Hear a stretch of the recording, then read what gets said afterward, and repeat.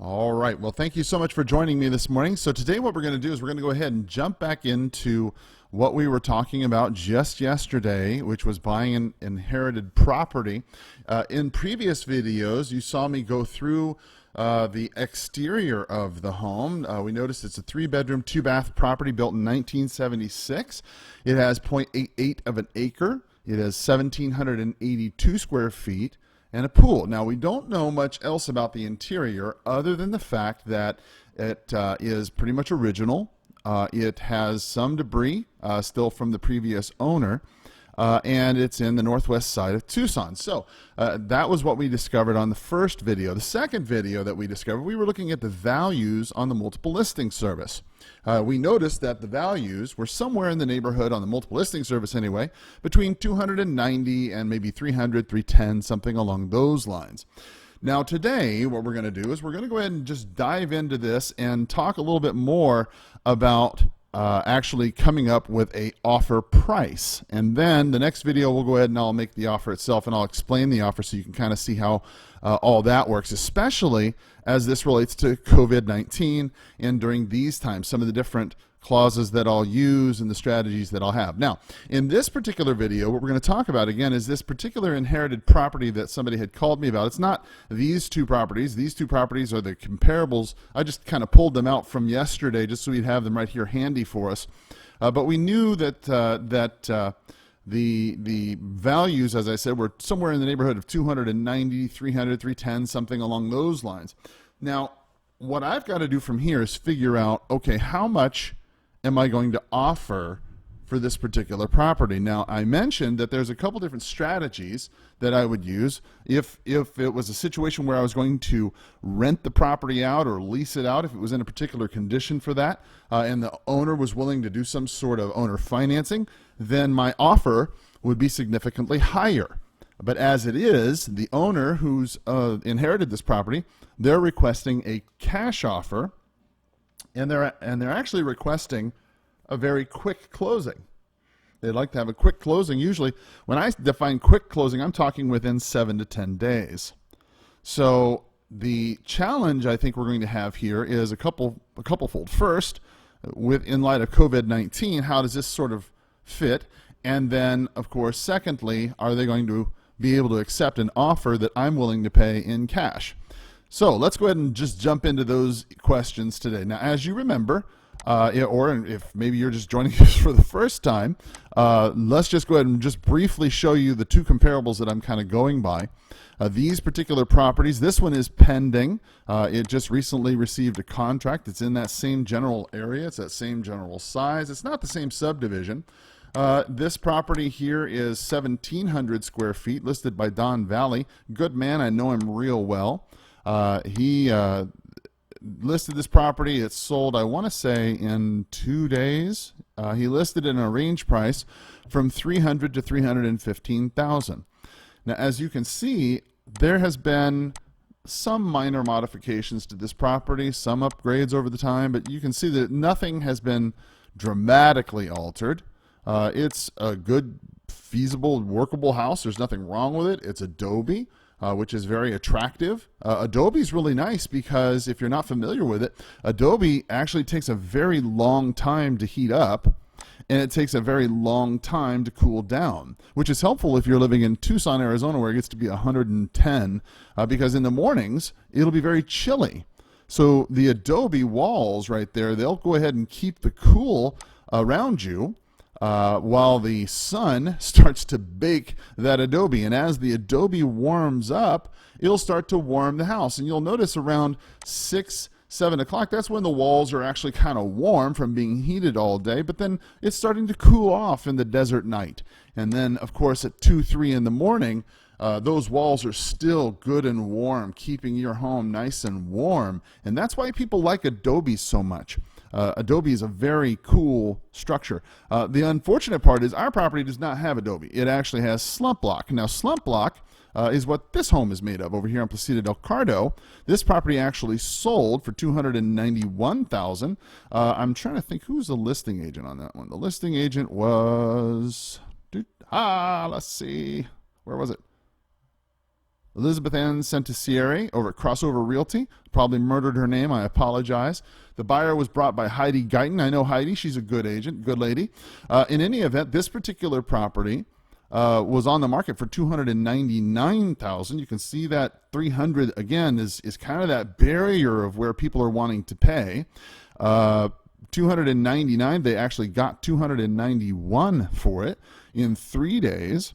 It looks, if I remember correctly, this was a cash price with no concessions. So what you can see here is that if the homeowners, and this is one of the things that by law as a realtor I have to tell people, that they would make more money if they were to list this property on the multiple listing service.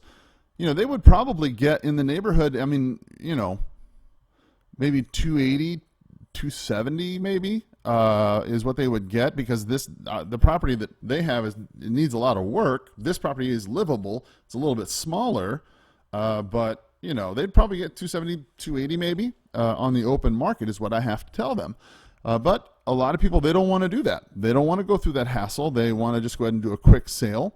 And as a result, a cash sale, I'm going to be honest with you, is not, and I tell them, is not going to be anywhere near this $291,000. That's a retail price. That's with realtors involved, closing costs, the potential for repairs, all those sorts of things. When I'm buying a property, I'm not doing any of that. I'm paying all of their closing costs. I'm taking the property exactly the way it is. They're not putting it on the market. They don't have to do anything. As a matter of fact, I'm throwing everything that they have in the property away. So this is going to be an entirely different offer. So before you get really weirded out by what you're about to see, just understand that if I was a retail buyer looking to buy and live in this house as these people did, look at here. I want to tell you, these people right here who bought this property, let's just take a quick look at the tax records. As you can see, 291. So it looks like Taylor Parrish bought the property back in 2017 for $249. So that'll kind of give you an idea of what prices were at that time, 2 years ago, right? $249, and then he turns around and sells it to this guy for what, $50,000 more or so, 2 years later. All right, and so these people didn't sell it, all right? So they're still currently living there, obviously, and so they bought it for $291,000. Let's see what they actually bought. What does it look like? It's not very updated. We got those Saltillo tile floors, right? Carpet, blue paint, another type of tile. That's the second floor, right? That's the same. That's carpet in the bedroom. That's 3 types of floors. The carpet looks pretty good, though. I mean, that's pretty awesome. And I think this is the 4th type of floor. These are the square tiles as opposed to the diagonals or the Saltillo tile. That's an upgrade, but that's sort of a cheaper upgrade from like Home Depot or something like that. No pool. Okay, and as I recall, did it have a porch? Yeah, it doesn't look like it really has any covered porch there. And the property we have has a pool and a really long covered porch. So let's take a look at what we should offer. So starting from this, let's say we have to, this is what I do, okay? I start from what I think it's probably going to be worth after I sell it. So when I repair it and when I sell it, how much do I think I can probably get for this property? Well, 300 seems to be a top line for this property area, but I'm going to improve the home a little bit. I'm not going to make it look like these other ones here. So let's say hypothetically that we could sell it for, say, 310, right? A little bit more. We repair the property and do a maybe not all out condition, because there was this other property we saw yesterday on the comparables we saw was, I think, $339,000, and it had been completely restored. So, and it was, as I recall, 1,900 square feet. So it was bigger than ours by 200 feet, sold for $339, and it was completely restored. So I don't know that I'm going to be able to push maybe 320 or 330. That's getting a little high there, especially with a 1,700 square feet property. So when you look at it, say 1,300, 310,000 divided by, let's say, 1,782, yeah, 1,782 square feet is what we've got. That's $173 a square foot. Now, we just look at, let's say, the market analysis here, and we can see it's $173 a square foot is the same price for this one that we just looked at, right? The 299 or whatever. That's not a very good value for me as a buyer, if I was to pay that way. Let's see. Well, forget what I was just saying. I was just rambling on there. Let's just go back to that calculator real quick. So let's say, there it is. Okay, so let's say we can sell it for, say, $300,000. Let's look at this. Let's look at the numbers first, right? $300,000. Now, what I'm going to do is I'm going to keep in mind that this is COVID-19 season. Currently, everything's seemed to stabilize, right? Interest rates, people are kind of moving around. I mean, they're still scared, but it's not too crazy. But it's not like it was 4, 5, 6 weeks ago. 4, 5, 6 weeks ago, iBuyers were around.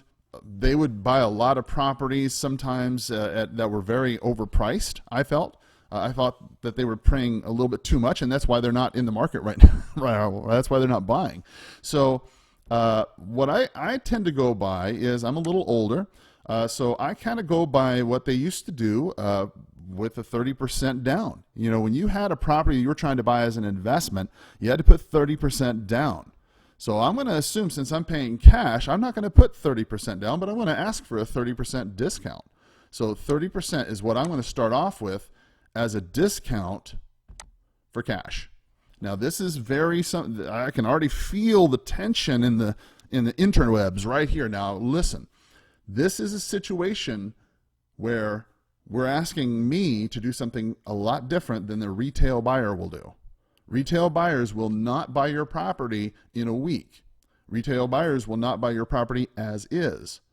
Retail buyers will not pay all of your closing costs. Retail buyers will not ask for any kind of repairs. They won't ask for you to, the retail buyer like me, retail buyers is going to ask for you to, to get things fixed. They're going to ask for you to replace things. They're going to ask you to they're not going to pay your closing costs. There's a lot of differences between what I'm going to do for this buyer, as a buyer, than a retail buyer would do, I guess is what I'm getting at. So from a cash perspective, if I'm bringing cash to this equation, I'm going to expect a discount, especially if it's COVID-19 season and I have to wait, where I might not be able to do the work. If I'm not going to be able to do the work on this property until, say, after April 30th, then that could be a problem for me, because I can't get a bunch of workers in there to get things started or whatever, groups of 10 or whatever. And maybe if there's going to be significant problems, I might have problems getting materials at a good cost from my suppliers, things of that nature. So you got to be very careful about what you're offering. 4 weeks ago, I probably wouldn't have asked for 30% off. I might have asked for a little bit less. I mean, maybe, I don't know, 80, who knows? 20% off, who knows? But right now in this environment, yes, I'm going to start getting really close to that 30% again. So minus that 30% discount, bam, that leaves you at 210. Now that's why you tell people right from the beginning, you are going to do better off if you list your home with a real estate agent, despite, if you want a cash offer, if you want all cash and you want to get cashed out, it's going to cost you a little bit up front. Okay, you got to understand that. But let's take that from there. So it's 210. Now we're going to take out what I think it's going to cost to repair the property. Now we've got to do something about that fence. We got to do something about the pool. We got to do something about the decking. There's probably going to, the whole pool's going to have to be resurfaced. You know, the roof itself, I don't know, but chances are she's not done anything with that roof in several years. So it probably is going to need to have, at the bare minimum, a recoating. The kitchen's going to need to be redone. It's not been remodeled at all from what the owner has told me. So I'm going to assume that that's going to take, you know, on a 1,700 square foot place to do all of that. I'm going to assume it's going to take somewhere in the neighborhood of approximately $40,000 to $45,000. Now, a lot of people might say that seems like an awful lot of money, and it is, and I'll tell you why.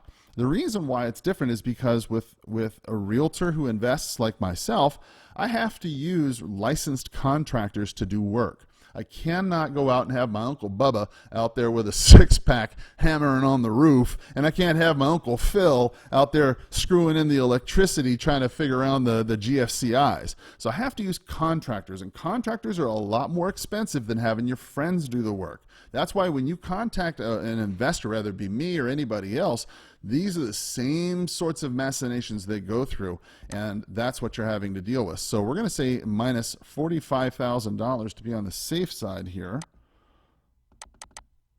of repairs. That's $165,000. So right off the bat, this property, in order for me to purchase it for cash in a week, as is, pay all his closing costs, no repairs, you don't have to do anything, I'm going to throw everything away, that's what we're looking at about $165,000. And that, ooh, ouch. I mean, that's not good. I mean, when you're looking at properties like this, $200,000, $300,000, and I'm talking about coming in at a price of $165,000, that's going to be a little hard for some people to take. But that is about where we need to be, is about 160 to 165. So in the next video, we're going to go over making this offer and how it actually looks. Hopefully this helped. If it did, do me a favor. Hit that like, subscribe, and share button. And I'm hitting the wrong buttons all the time. There we go. If you liked that, do me a favor. Hit the like, rate, and subscribe button and share it with your friends. I sure would appreciate it. And until next time, have a powerful sales day. Bye-bye.